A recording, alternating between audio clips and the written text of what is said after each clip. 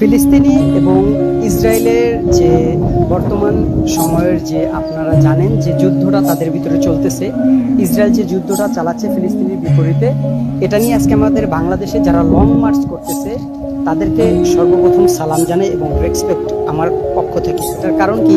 কারণ হচ্ছে আপনারা দেখেন অনেক মানুষ অনেক জায়গা থেকে চুপ করেছে, কিন্তু আমাদের বাংলাদেশের মানুষ চুপ করে রয়নি। আপনাদের প্রতি মনের অন্তঃস্থল থেকে ভালোবাসা ও শ্রদ্ধা বেড়ে গেল। যদিও আমরা প্রবাসে থাকি, মনে রাখবেন আপনাদের এই ভাইয়েরা আপনাদের পাশেই আছে। প্রবাস থেকে হলেও আমরা যারা থাকি এখানে আমরা সবাই একটা করে মেসেজ দিব এটার উদ্দেশ্যে, এবং আমরা সবাই প্রতিবাদের ভিডিও আপলোড করব। আর যারা আমাদের ভাইয়েরা যারাই আসছেন এটা নিয়ে প্রতিবাদ করতেছেন, সবার জন্য অবশ্যই দোয়া ও ভালোবাসা থাকবে। এবং আপনারা মনে রাখবেন আপনাদের সাথে আমরা সবসময় ছিলাম প্রবাসীরা, এবং সবসময় থাকবো। আর এটার পক্ষে আমরা সবসময় থাকবো, ন্যায়ের পক্ষে আমরা সবসময় থাকবো। কখনোই আমরা অন্যায়ের পক্ষ নিব না।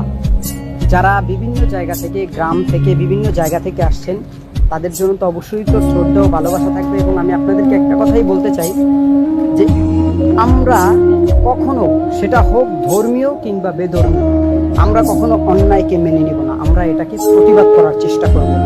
আজকের লং মার্চ সফল হোক, সবার জন্য দোয়া ও ভালোবাসা থাকবে। জয় হবে অবশ্যই ফিলিস্তিনি, ইসরায়েল হেরে যাবে ইনশাআল্লাহ। আমরা সবাই